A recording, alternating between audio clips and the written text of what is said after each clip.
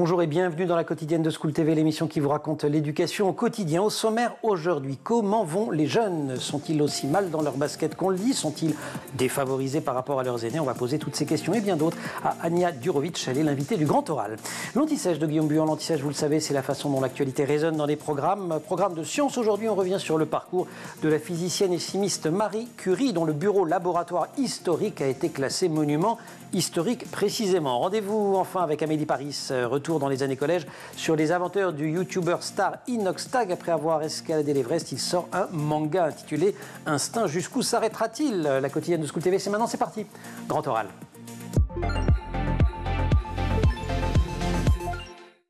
Ania Durovic, bonjour. Bonjour. Vous êtes post-doctorante en sciences politiques à l'Université Versailles-Saint-Quentin et au CNRS et vous avez dirigé avec Nicolas Duvaux, qui lui est professeur de sociologie à l'Université Paris 8 Vincennes-Saint-Denis, une passionnante somme intitulée Jeunesse française contemporaine. Ça vient de sortir chez CNRS Éditions. Précisons que c'est un ouvrage collectif qui répondait au départ à une commande publique. Tout à fait. Alors, l'ouvrage s'inscrit dans un contexte particulier qui est celui des émeutes de juin 2023 qui ont suivi la mort de Noël.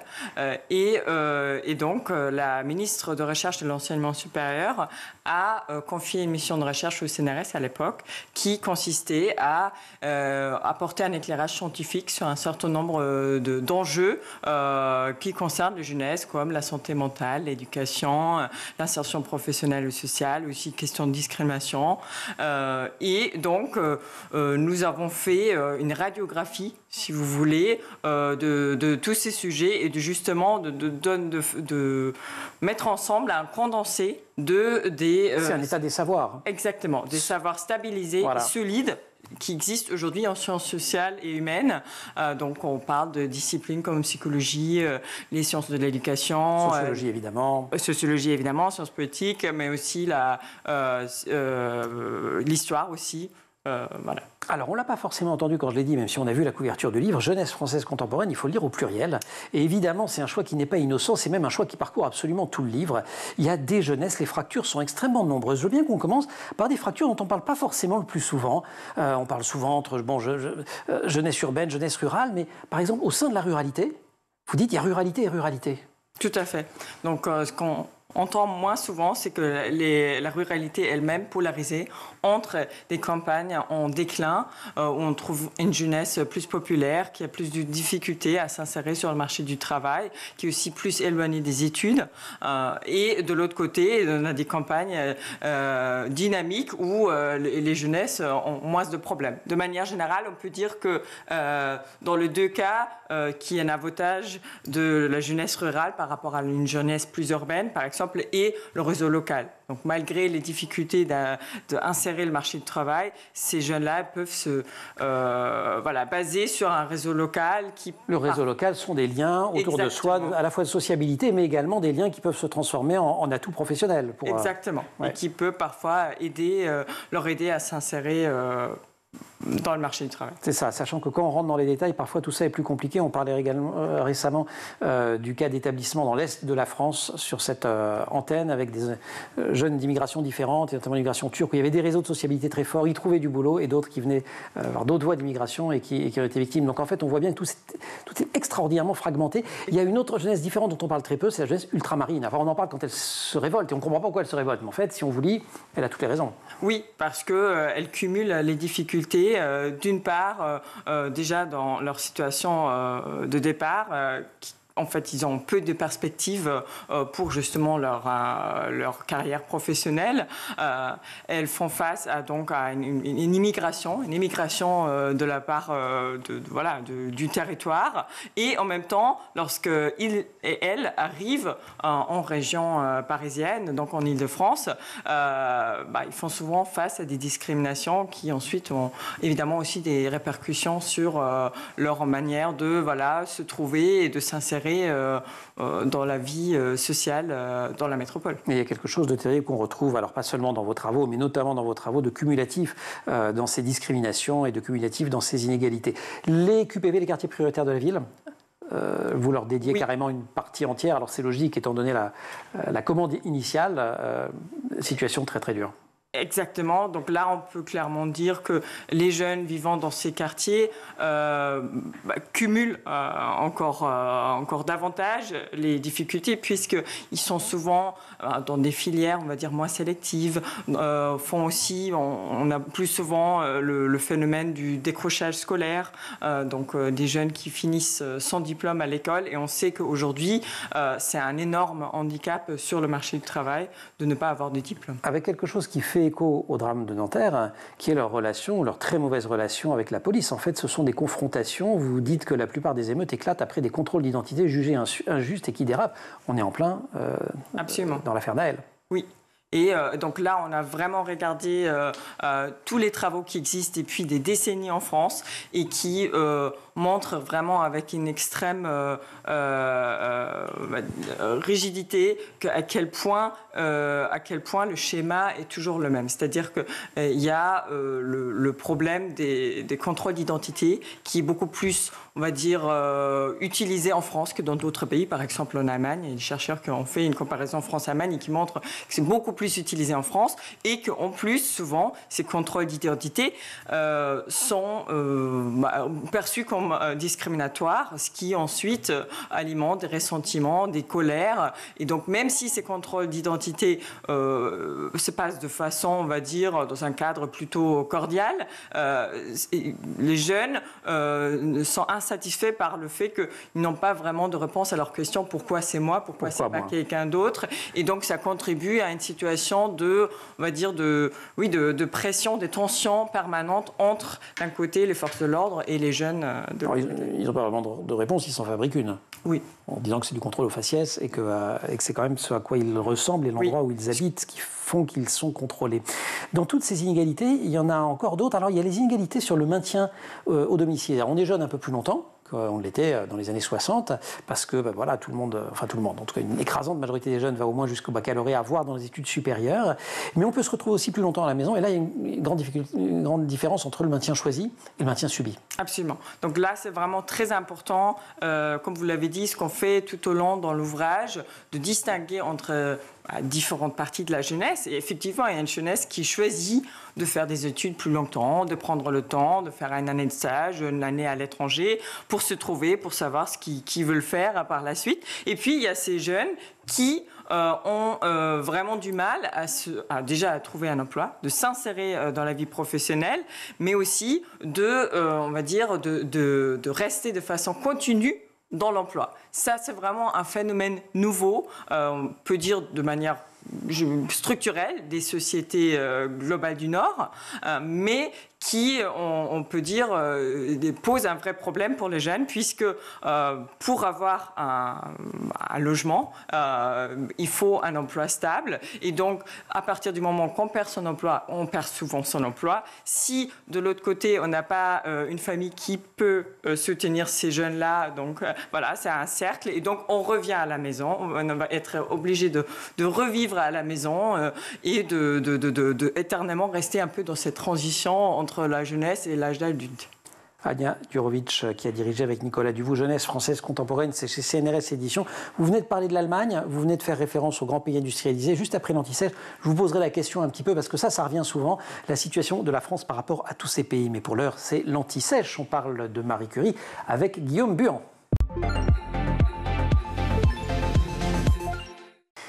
L'anti-sèche, c'est la rencontre entre l'actualité et les programmes scolaires. On la croise forcément dans les programmes scolaires Marie Curie, en physique, en chimie notamment. Et elle fait l'actualité. Alors elle l'a fait l'année dernière parce que son bureau laboratoire a failli être détruit. Puis on dit qu'il serait déplacé. Finalement, il est classé monument historique. Et c'est l'occasion, Guillaume, de rappeler l'existence et l'œuvre de cette femme extraordinaire. Tout à fait. On va revenir sur ce bâtiment déjà qui a été construit en 1915.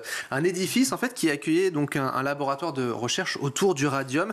Le pavillon des sources, voilà comment il s'appelait. Si vous le cherchez, c'est au 18 de la rue d'Ulm, près du Panthéon, à Paris. C'était l'un des laboratoires personnels de Marie Curie qui était utilisé notamment pour la purification des matières radioactives et la fabrication des ampoules d'émanation du radium. Alors, celle-ci notamment était fabriquée au sein de ce pavillon durant la Première Guerre mondiale et ensuite était envoyée en fait dans les hôpitaux militaires où elle servait à aseptiser en fait les blessures des soldats. Elles ont ensuite été utilisées pour soigner les cancers, ce qui a notamment justifié la création de l'Institut Curie consacré à la recherche médicale. Mais juste derrière. Qui était juste effectivement derrière. Ouais. Tout à fait. À présent, le pavillon va devenir en fait un espace culturel pour le musée Curie qui va rendre hommage à ses deux fondateurs, donc la physicienne et chimiste Marie Curie, mais aussi un autre, le médecin Claudius Regaud, donc, et ce sont les deux fondateurs de l'Institut Curie. Alors ce bâtiment, ces jours étaient comptés donc l'année dernière, si je me souviens bien. Un petit peu le Une bataille politique, ouais, c'est ça. Oui, complètement.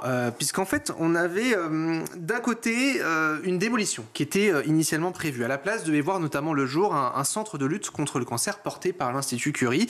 Les défenseurs de la science et du patrimoine se sont donc opposés. D'un côté, certains disaient que ce pavillon ne représentait que 3% du patrimoine immobilier qui était légué par Marie Curie et qu'il aurait intérêt donc à se transformer en un lieu plutôt utile, tandis que d'autres évoquaient le fait de détruire la mémoire en fait de la physicienne. Il y avait aussi un chef d'équipe qui travaillait sur place et qui évoquait notamment chez nos confrères de France Info que ce laboratoire, eh bien personne n'y allait, personne ne l'utilisait pour tout simplement faire des travaux. Pourquoi ? Parce qu'il mettait en avant des problèmes de radioactivité au regard des travaux qui étaient menés, et oui, par la première française qui avait reçu le prix Nobel. Alors on avait une ancienne ministre de la Culture, Rima Abdul-Malak, qui avait pour l'instant mis le projet en pause, puis ensuite on a eu Rachida Dati qui lui a succédé et qui a fait savoir que ce pavillon serait donc déplacé. Mais il y a peu, et oui, dans un tweet, le gouvernement et l'Institut Curie ont donc annoncé en avril que l'édifice resterait dans son emplacement initial, intégré à un nouveau bâtiment. La façade et le volume des pavillons et du pavillon sera donc conservé. Il sera en plus de cela protégé. Un laboratoire qui a donc vu passer les travaux de Marie Curie. On rappelle un petit peu la nature de ces travaux et l'histoire de Marie Curie. Oui, c'est l'occasion effectivement de revenir en arrière. Maria Salomea Zlodowska, elle est née à Varsovie en 1867. C'est la fille d'un professeur de mathématiques et de physique, d'une institutrice également. Elle a excellé à l'école, elle a obtenu ses diplômes notamment assez tôt, et avec la médaille d'or même d'ailleurs lors de ses études secondaires en 1883. Elle a ensuite entamé des études pour pouvoir enseigner, mais des ambitions qui étaient interdites donc aux femmes polonaises. Elle a donc immigré et venue en France en 1891 plus précisément à Paris, où elle s'est inscrite notamment aux études des physiques à la faculté des sciences de Paris. 26 consoeurs sur les 776 étudiants de l'époque, et en l'espace de 3 ans, elle a obtenu sa licence de sciences physiques et une autre en mathématiques. Elle a rencontré un certain Pierre Curie, qui était chef des travaux de physique à l'école municipale de physique et de chimie industrielle. Une collaboration qui devient ensuite un couple dans la vraie vie. On connaît la suite. Elle a reçu l'agrégation de mathématiques. Elle va lancer une thèse, notamment en doctorat. Et puis, ils vont travailler sur le rayon X. Un couple qui vit modestement, qui aménage donc ce laboratoire pour travailler sur les radions produits par l'uranium, sans aucune protection, on le rappelle quand même à cette époque-là. Et pour cause. Et pour cause. Les dangers n'étaient pas tout simplement connu. Les Curie découvrent donc deux nouveaux éléments. Le polonium, on le rappelle, qui est utilisé pour éliminer l'électricité statique ou en tant que source d'énergie dans les satellites. Et puis de l'autre côté, le radium qui est utilisé dans la radiothérapie, la pharmacologie ou encore l'industrie aujourd'hui. Et puis on a la consécration. Tout 1903, 1903, le prix Nobel effectivement de physique pour leur découverte sur les radiations. La même année, Marie Curie est la première femme lauréate de la médaille Davis. C'est une distinction décernée par la Royal Society de Londres pour une découverte donc dans le domaine de la chimie, avec 2000 livres également donc qui sont donnés. Pierre Curie de son côté est victime d'un accident. Il décède en 1906, tandis que Marie Curie va continuer ses travaux. Elle va recevoir un autre prix Nobel en chimie, c'est en 1911 cette fois-ci. Et puis à la fin des années 1920, arrive ce qui devait arriver. Elle a souffert de problèmes de santé, notamment dus à la radioactivité, puisqu'on rappelle que c'était non protégé. Et justement, c'est ce qui a fait qu'elle a été, qu'elle est décédée, Elle est morte notamment le 4 juillet 1934 à l'âge de 66 ans. Sa dépouille et celle de son mari ont donc été transférées au Panthéon. C'était en 95. Elle était d'ailleurs la première femme à justement recevoir cette haute distinction. C'était François Mitterrand qui avait décidé cela. Et elle y était restée seule pendant à peu près 20 ans. Depuis, on le rappelle, d'autres femmes ont rejoint notamment le Panthéon. Merci beaucoup Guillaume Buan pour cet anti-sèche consacré à Marie Curie. On retrouve Ania Durovic et on parle des jeunesses françaises contemporaines.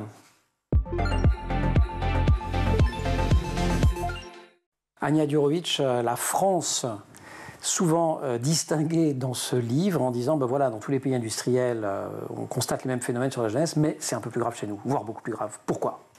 Ça dépend des phénomènes. Ça dépend des facteurs, mais il y en a beaucoup quand même. Ça dépend des facteurs, mais il y a des facteurs, on va dire, il y a un facteur qui est décisif pourquoi la jeunesse en France va moins bien, parfois moins bien, c'est parce que le fait qu'elle ne soit pas inscrite dans le droit commun des prestations sociales, qui est une situation quasi unique en Europe, on peut le dire, et qui place donc la jeunesse qui, il faut le souligner, est aujourd'hui plus touchée par la pauvreté que les autres catégories d'âge. Ça, c'est une des grandes nouveautés aussi, c'est que il y a encore 30 ans, les seniors ou les retraités, c'était pas génial, les petites retraites, et quand on était jeune, on arrivait à rentrer dans les véhicules, à gagner sa vie. Aujourd'hui, ça s'est inversé. C'est depuis les années 70, on peut dire que ça a commencé et que ça s'est vraiment, on va dire, inversé. Et donc aujourd'hui, c'est un phénomène qui est très important. Il faut savoir aussi, à ça se rajoute le phénomène structurel qui est celui du chômage des jeunes, qui est, depuis les années 80, un phénomène structurel dans toutes les sociétés du Nord global.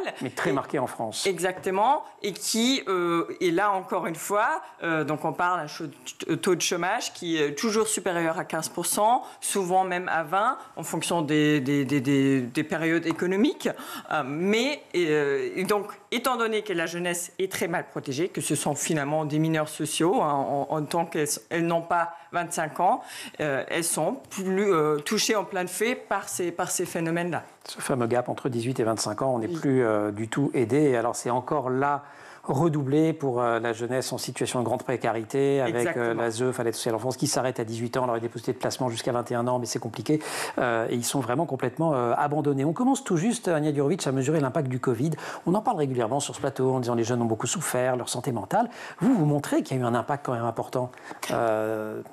On ne montre pas que la pandémie a un impact sur la santé mentale, mais ce qu'on montre, c'est qu'effectivement, la santé mentale des jeunes se dégrade. En fait, vous citez des chiffres depuis 2017, donc effectivement, c'est hors pandémie. Oui. Mais elle se dégrade quand même considérablement. On peut pour l'instant, donc ce qu'on dit dans le livre, c'est que pour l'instant, la recherche est vraiment face à ce phénomène qui s'est accéléré. Donc on pense qu'il y a une accélération Covid quand même. Liée au Covid. Et sur laquelle il n'y a pas vraiment d'explication pour le moment. Parce que, j'allais dire, en plus, ça n'a pas duré très longtemps, mais au fond, je veux dire, des zones vraiment de confinement, d'empêchement de vivre. Oui, donc pour l'instant, là, la recherche, elle est quand même encore, on va dire, au début de ce chantier. Ce qu'on sait, c'est que les jeunes, du fait que le cerveau n'a fini de se développer qu'à l'âge de 25 ans, donc de ce fait-là, ce groupe est plus fragile en ce qui concerne leur santé mentale, et donc peut être effectivement beaucoup plus affecté par un certain nombre de facteurs de stress, parce que ce sont surtout les facteurs de stress qui dégradent la santé mentale,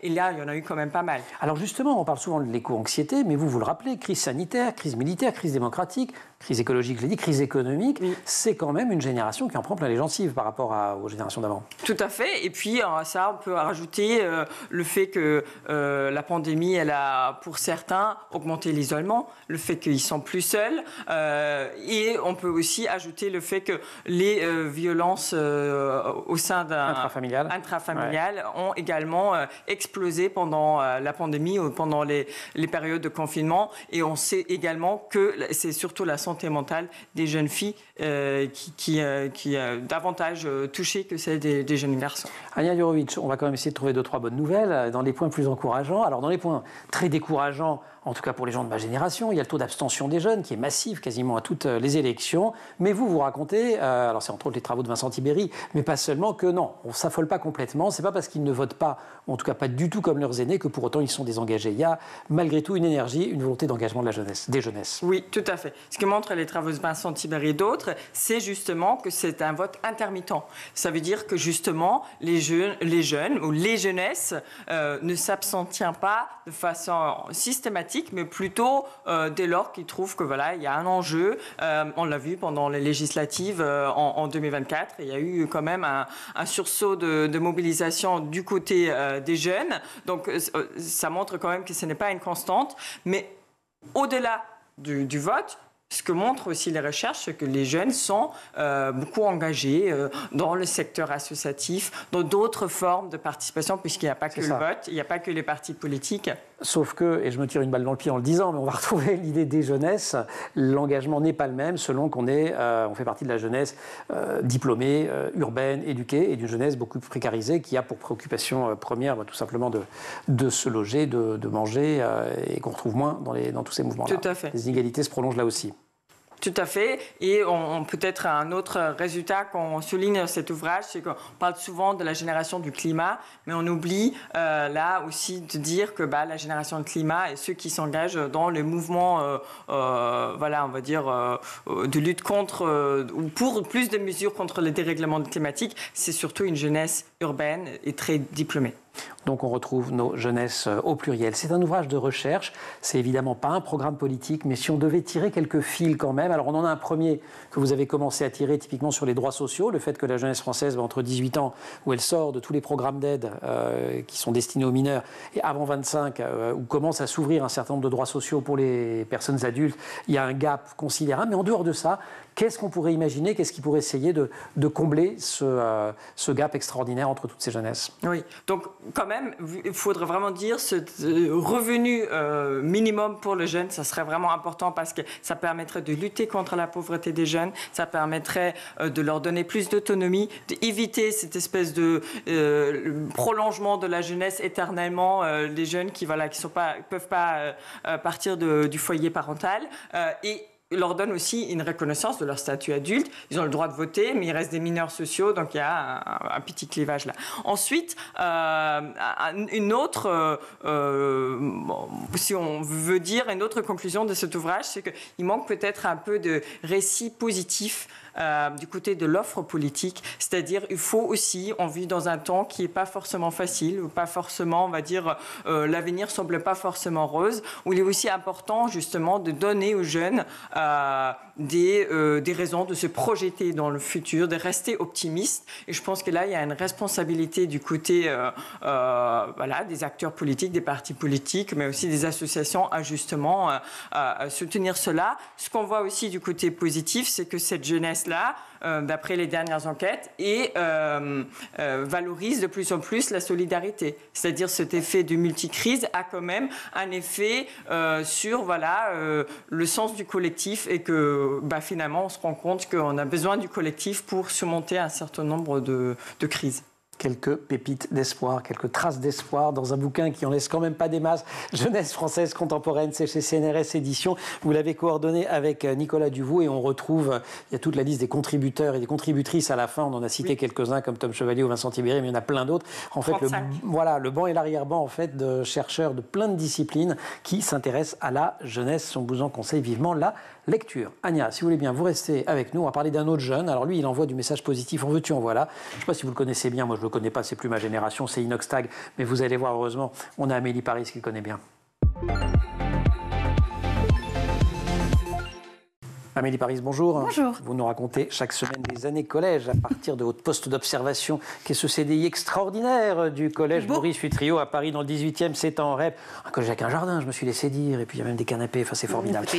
Vous vous êtes intéressé aujourd'hui aux discussions des collégiennes et des collégiens, et notamment aux discussions autour d'un des youtubeurs préférés des ados, sacré homme de l'année par le magazine GQ. Vous étiez venu nous parler déjà de son ascension de l'Everest. Il revient pour la sortie de son manga Instinct qui clôt une année spectaculaire, cette Inox Tag. Et oui, 2024 est véritablement son année. Alors ce youtubeur de 22 ans a d'abord gravi l'Everest pendant 3 mois.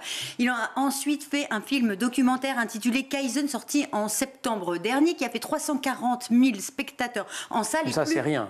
Non, à côté des 40 millions de vues sur YouTube. Dingue. Un succès incroyable et au passage une polémique dont je ne parlerai pas aujourd'hui. Fan de manga, ce passionné prêt à tout pour réaliser ses rêves, ne voulait pas en rester là pour son année. Il s'est donc attaqué à l'édition en sortant son propre manga paru chez Michel Lafon le 21 novembre dernier et tiré à 300 000 exemplaires. Tirage record et démarrage record des ventes, je crois. Et oui, 4 jours après sa sortie, Instinct, c'est son titre, c'était déjà vendu à presque 85 000 exemplaires. Jusqu'à présent, aucun premier tome ne s'était vendu aussi rapidement. Alors il faut savoir que le record du meilleur lancement revient au tome 100, donc pas le tome tome de One Piece, sachant que One Piece c'est le plus vendu au monde. Manga, oui, le plus vendu au monde et l'un des mangas préférés d'Inoxtag. Donc vraiment une belle comparaison. Alors après 2 semaines d'exploitation, Instinct avait conquis 150 000 lecteurs, c'est plus que le dernier Goncourt et le dernier tome de Lucky Luke. Bref, Inoxtag est sur le toit des ventes actuelles de livres. Inoxtag qui sait à peu près tout faire, mais pas encore dessiner. Et il a confié l'illustration du manga à Charles Compin. Il l'a rencontré au Salon de l'Agriculture. Oui. Alors à l'époque, Charles Compin est ingénieur fraîchement sorti d'HEC. Il est embauché en CDI. Quand il apprend que Inoxtag est au Salon de l'Agriculture, il y va. Il lui offre un dessin et il lui fait une proposition. Je le cite: si tu veux faire un manga, je démissionne et j'en crée un avec toi. Et comme Inoxtag marche à l'instinct et qu'il est fan de manga, il dit oui. Ben voilà, alors, du récit positif. Hein. On en parlera après avec Ania Djurovic. Donc l'instinct devient le super pouvoir du héros donc de ce manga. Instinct qui est coécrit aussi avec Basile Monod et donc Charles Compin qui est aussi l'illustrateur. Leur héros acquis perçoit l'aura, les intentions de ceux qui l'entourent, mais son pouvoir va devenir une malédiction. Un jour, il va rencontrer une jeune fille et il ne perçoit pas ses émotions. Il se demande pourquoi. Alors pour connaître la suite, je ne vais pas vous spoiler, il faut le lire. Comme Théodora, qui est donc une élève de 5e au collège, qui est fan d'Inoxtag, qui a adoré Instinct, qui a consacré sa chronique dans le journal du collège. On l'écoute. Et avec son équipe, ils ont mis 6 mois. Il en a fait un film intitulé Kaizen. Ce mot signifie s'améliorer jour après jour. Et comme Inoxtag est plein de surprises, il n'a pas seulement gravi l'Everest et réalisé un film, mais il a aussi sorti un manga intitulé Instinct, que j'ai déjà et que vous découvrirez bientôt au CDI. Et la relève de School TV est en train de se préparer. Elle a des présentatrices formidables en plein entraînement. On imagine, avant l'enregistrement, elle est habillée avec un sweat Instinct. Et oui, parce que le livre est accompagné d'une ribambelle de produits dérivés, donc un coffret collecteur, des stickers, une série de vêtements. Alors aujourd'hui, les réseaux sociaux ne suffisent plus aux youtubeurs qui multiplient les produits dérivés qui leur permettent de toucher une audience plus large. Alors Inoxtag n'est pas le premier à sortir un livre. Avant lui, Léna Situation, avec son manuel de développement personnel, Squeezie avec ses bandes dessinées. Et ça marche à tous les coups pareil? Mais non, parce que justement, l'Instagrammeuse Paola Locatelli, qui a sorti un livre en septembre dernier, en a vendu moins de 500 exemplaires. Alors, pourtant, c'était un chouette sujet.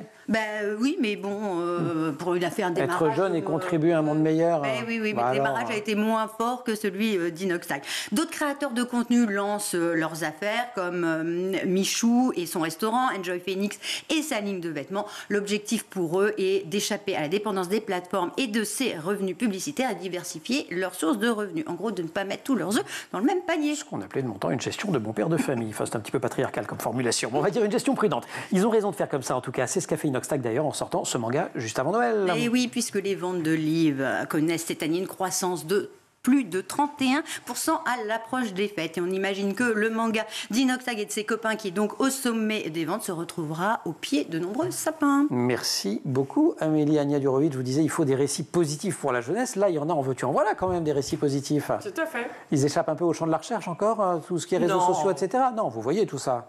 Bien sûr. Ouais. En tout cas, on peut lire ce manga d'Inoxtag. Merci beaucoup. CDI. Ouais, au CDI. Ils ont le droit de l'acheter aussi quand même, non? C'est pas interdit. Il n'y a pas que le CDI. Voilà, sinon passe au CDI, surtout au CDI de Maurice Sutrio, Paris 18e, tenu par Amélie Paris. On peut lire aussi, et peut-être ce sera au CDI, ce sera plutôt pour les enseignantes et les enseignants, je pense, mais c'est passionnant. Jeunesse française contemporaine, sous la direction d'Ania Djurovic, notre invité, et de Nicolas Duvou. Ça vient de sortir donc, eh bien, vous le voyez à l'écran, chez CNRS Éditions. Merci à toutes les deux, merci aussi à toute l'équipe de l'émission. Au maquillage, Laure Audemont, Marine Plantec à la préparation de l'émission avec Dylan Colère qui est aujourd'hui en régie, avec au son Alexis Oustabassidis et à la réalisation Alice Pitavi. Vous restez avec nous sur School TV, nous nous retrouvons en permanence sur Internet, sur les réseaux sociaux et vous retrouvez aussi le Grand Oral sur les principales plateformes de podcast en version audio.